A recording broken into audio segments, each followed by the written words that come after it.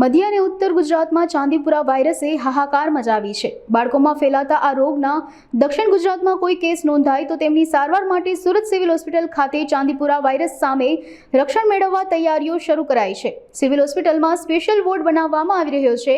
ડોક્ટરની team staff સાથે 24 કલાક કાર્યરત રહેશે। સિવિલ હોસ્પિટલના પીડિયાટ્રિકના હેડ જિગીશા પાટડિયાએ જણાવ્યું હતું કે ચાંદીપુરાના કેસ જે રીતે રાજ્યમાં જોવા મળી રહ્યા છે તેને લઈને સુરત સિવિલ વિભાગમાં આવા સંભવિત કેસ દક્ષિણ ગુજરાતમાં આવે તો 10 બેડના અલગથી વિભાગ શરૂ કરવાની તૈયારીઓ કરી દેવામાં આવી છે, જેમાં સ્ટાફ સહિતની સુવિધાઓ ઉપલબ્ધ કરવામાં આવી છે। ઇમરજન્સી ટીમ 24 કલાક રહેશે। 7 ડોક્ટરનો સ્ટાફ આ યુનિટમાં રહેશે।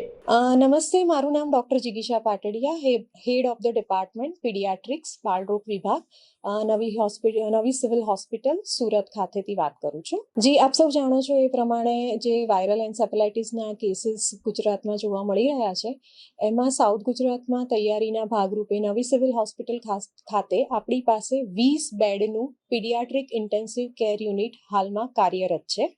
એની સાથે જો કોઈ આવા સંભવિત કેસીસ આપણી પાસે સાઉથ ગુજરાતમાંથી આવશે તો એના માટે બીજું 10 બેડનું પીડિયાટ્રિક ઇન્ટેન્સિવ કેર યુનિટ ચાલુ કરવાની તૈયારી અત્યારે ચાલી રહી છે। એટલે કે અમે બપોર સુધીમાં એને કાર્યરત કરી લઈશું।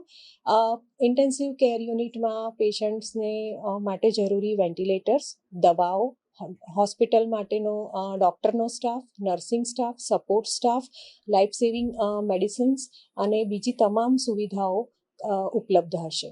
હાજી, અમારી એક ઇમરજન્સી ટીમ 24/7 ઓન ડ્યુટી રહે છે। એની સાથે પીડિયાટ્રિક ઇન્ટેન્સિવ કેર યુનિટનો ડેડિકેટ 6 થી 7 ડૉક્ટરોનો સ્ટાફ 24/7 ઇન્ટેન્સિવ કેર યુનિટમાં હાજર રહે છે। આ વાયરસની શરૂઆત સામાન્ય લક્ષણોથી થાય છે, જેમ કે બાળકને ઝાડા ઉલટી થવા, તાવ આવવો, અને એ પછી જો બાળકને યોગ્ય સારવાર અને ટ્રીટમેન્ટ આપવામાં નથી આવતી તો આ બાળક બહુ ઓછા સમયમાં બાળકને તાવ વધી જાય છે, ઝાડા ઉલટી વધી જાય છે, અને આ વાયરસનો ચેપ મગજ સુધી પહોંચતા મગજ પર સોજો આવતા ખેંચ આવવાની શક્યતા અથવા તો બેભાન થઈ જવાની શક્યતા રહેલી હોય છે। સો આ વસ્તુને ધ્યાનમાં રાખીને બાળકને કોઈ પણ આવા સિમ્ટમ્સ દેખાય, એટલે કે લક્ષણો દેખાય, તો તરત જ નજીકના ડૉક્ટરનો સંપર્ક કરો। ડૉક્ટરની પાસે નિદાન કરાવીને યોગ્ય સારવાર કરો।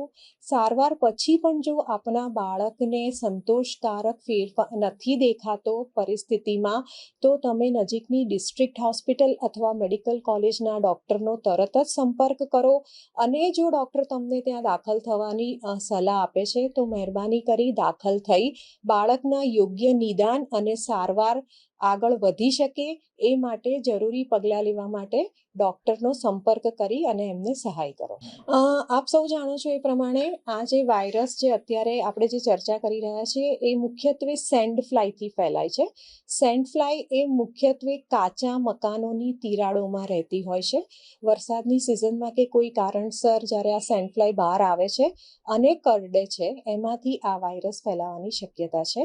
એટલે જે સરકારશ્રીએ આદેશો આપ્યા છે એ પ્રમાણે ડિસઇન્ફેક્ટન્ટ એટલે કે જંતુનાશક દવાઓનો છંટકાવ, એની સાથે સાથે પાણીનો ભરાવો ના થાય એની કાળજી, જ્યાં જ્યાં ઘરમાં કાચા મકાનો ખાસ કરીને અથવા અંધારિયા મકાનો કે જ્યાં તિરાડો છે અથવા તો સેન્ડ ફ્લાયને રહેવાની શક્યતાઓ છે, એ તમામ જગ્યાઓને ધ્યાનમાં લઈ અને એની ઉપર દવાઓનો યોગ્ય છંટકાવ કરીને આપણે આ વાયરસને અથવા તો આ બીમારીને સમાજમાં પ્રસરતી રોકી શકશું।